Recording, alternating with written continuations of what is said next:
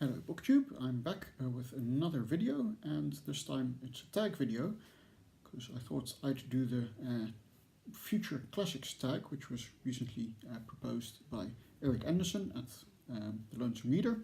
I'll link his channel down below.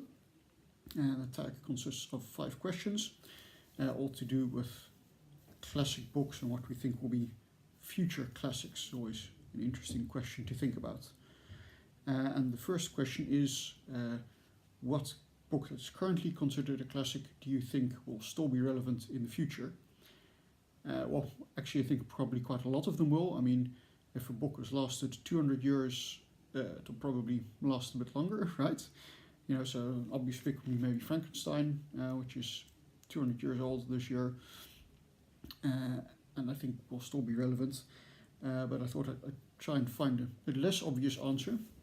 And the one I came up with is Cry, the Beloved Country by Alan Paton, which is about 50-ish years old right now. And it is to do with apartheid in South Africa. It's one of the first anti-apartheid books and was actually came out around about the start of the apartheid system. So already then people thought this was a bad idea that should be stopped.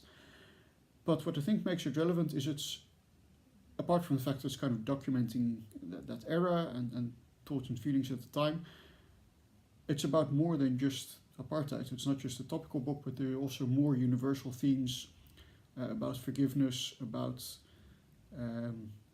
relationships between parents and children, and children maybe having different values than their parents, and how to deal with that and how to maybe hang on to the good things of tradition, but also cope with changing worlds and maybe needing to have different attitudes to be able to live and survive in this changing new world. So for all those reasons, I think that it's will be a book that endures. I hope it will be a book that endures. So that's my pick for the book which will still be relevant. Then let me get the pile of books that I want to show you. Super prepared, you can see. So the second question is, what book has kind of remained under the radar, but do you think will become a future classic? And the book I thought for that is A Gentleman in Moscow, which at least certainly on booktube I haven't seen too many people talk about. It's a wonderful book about the titular gentleman in Moscow is a Russian count, and just after the Second World War, just after the Russian Revolution, he is confined to house arrest in a fancy hotel in Moscow, and he spends the next 40, 50 odd years of his life confined to house arrest in this hotel. And it sounds like it's possibly kind of depressing, but it is actually a very witty book. It's kind of good-spirited, light-hearted, very warm, and yeah, the main character kind of accepts the fact that he's confined to this hotel and then makes the best of it by, getting joy where he can, by building relationships with the people that he has around him in this hotel, and that really makes it a wonderful book. It's a very comforting read, and just a lot of fun, but also think shows us some wisdom about how we can accept the things we can't change and find the courage to change the things we can, and then make the best life that is possible for ourselves. So for those reasons, I think and hope it will turn out to be a classic, and 50 years from now hopefully people will still read this and find joy in it. So question number 3 is, which book that won a recent literary prize do you think will still be relevant 50 years from now?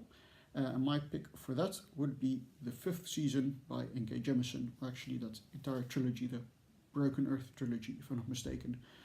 So The Fifth Season, which is the first book of the trilogy, won a Hugo Award 2 years ago. The second book, The Obelisk Gate, won the Hugo last year, and the Hugos this year haven't been announced yet, but the third book, which I actually haven't read yet, is a strong contender to get the Hugo, and I think that would be kind of unique if someone swept the Hugos 3 years in a row like that. So the 5th season deals with a lot of themes, and what will make it, I think, enduring, or the whole trilogy enduring, is first of all, it deals very insightful way with the theme of oppression, racism if you want, but also other forms of oppression. In the book it's not quite racism, but it's obviously kind of meant to also illuminate racism and similar mechanisms in our world, which, well, I would hope that in 50 years from now that wouldn't be a relevant topic anymore, but I'm somewhat pessimistic, and I fear that it will be. But then it kind of deals with that without ever becoming really overtly preachy, and apart from that, it's kind of wonderful characters and all these kind of difficult relationships to have with each other that are also kind of a more universal theme maybe, although oppression also is unfortunately quite a universal theme. So that combined, I think, will mean that 50 years from now people will still read the book and find it relevant, much the same way we still find sci-fi from the 60s relevant to our day and age. Then the 4th question is, which book haven't you read, but do you think, based on reviews and other people on booktube, etc., will become a classic? This one is possibly going to be a slightly obvious answer, excepting for the fact that maybe I'm one of the few people that haven't read it yet. That is Ali Smith's Autumn and also Winter. So as you can see, I do own the book. It's on my TBR. I just haven't got around to reading it yet. But yeah, everybody is being so enthusiastic about it, raving about it. And although it's kind of a topical book, I understand this one is very much related to Brexit and the referendum and the outcome.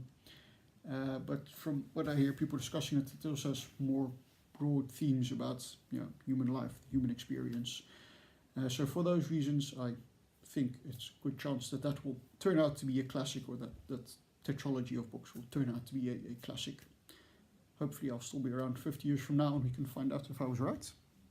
And then the 5th and last question is, which book would you like to see a classic so you can hand it to your grandchildren, say 50 years from now, or if you don't have grandchildren, to your friend's grandchildren? And my pick for that would be Philip Pullman's His Dark Materials. I'm sure it's not a terribly original pick, but yeah, I thought this was a wonderful trilogy. I think especially the first book, also the later ones, will work as just kind of children's literature, a great adventure story for children to read, but there are so many deeper layers and things to think about that you can, I think, keep coming back to it, keep exploring them. And yeah, I really hope I will be able to pass this on to my grandchildren someday, or to someone else's grandchildren, depending on how the future turns out. So that was my answers to the Future Classics tag. If you have any thoughts of your own on these books, if you agree, disagree, think completely different books should have been chosen, then do let me know in the comments down below, and I hope to see you all again soon. Bye bye.